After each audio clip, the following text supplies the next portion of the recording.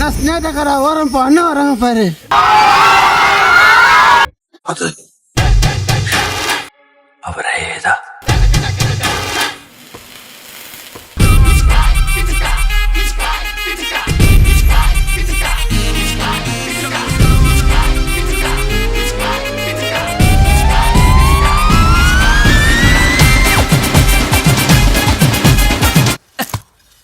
ஏண்டா எதுக்கு இதெல்லாம்?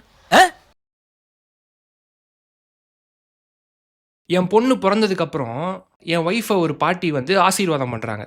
நீ ஒன்றும் கவலைப்படாதம்மா, அடுத்து உனக்கு ஆம்பளை குழந்தை தான் பிறக்கும். கியா இல்லை, எனக்கு புரியல. பெண்களுக்கு ஏன் பெண்கள் மேலே இவ்வளோ வன்மம்?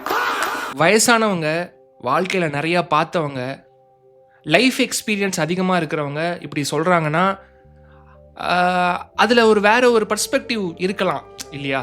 ஸோ அப்படி பார்க்கும்போது ஒரு பெண் த்ரூ அவுட் ஹர் லைஃப் இந்த சமூகத்தால் பல இன்னல்களை சந்திக்கிறா. அப்போ அதை மைண்டில் வச்சுக்கிட்டு தான் நீ ஒன்றும் கவலைப்படாதமான்னு சொன்னாங்களோ அப்படின்னு கூட நம்ம ஒரு கன்க்ளூஷனுக்கு வரலாம்.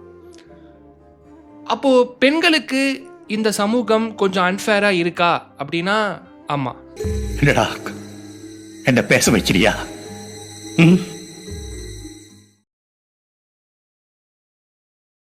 கடவுளுக்கு இணையா நிகரா பார்க்கறது வந்து குழந்தைங்கள தான்.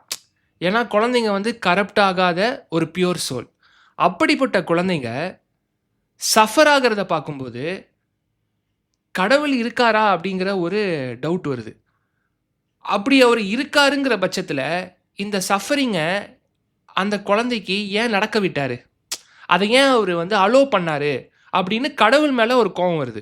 எந்த பாவமும் பண்ணாத ஒரு பியூர் சோலான ஒரு குழந்தை சஃபர் ஆகிறது அதை வந்து கடவுள் பார்த்துட்டு இருக்காரு.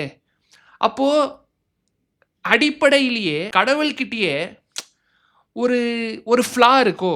இந்த குழந்தைக்கு இப்படி ஆனதுக்கான காரணம் இந்த குழந்தை போன ஜென்மத்தில் அப்படின்னு ஒரு குரூப் வந்து பேசும். இந்த குரூப் வந்து இந்தியா ஃபுல்லாக பரவி இருக்கானுங்க.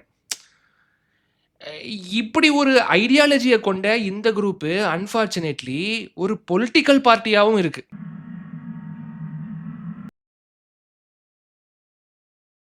இன்ஸ்டாகிராம், யூடியூப்ல சப்ஸ்கிரிப்ஷன், மெம்பர்ஷிப், எக்ஸ்க்ளூசிவ் கான்டென்ட்டுங்கிற பேரில் டிஜிட்டல் நடக்குது. எக்ஸ்க்ளூசிவ் கான்டென்ட்னு சொல்லி ஒரு பண்ணுறாங்க இல்லையா? அவங்க வந்து இது மூலியமாக அவங்களுக்கு வந்து சில பல லட்சங்களை மாதம் சம்பாதிக்கிறாங்க, கார் வாங்குறாங்க, வீடு வாங்குறாங்க. இதை வந்து இது என்ன ஒரு ப்ரொஃபஷனாகவே ஆயிடுச்சா இல்லை, எனக்கு புரியலையே. Is digital profession?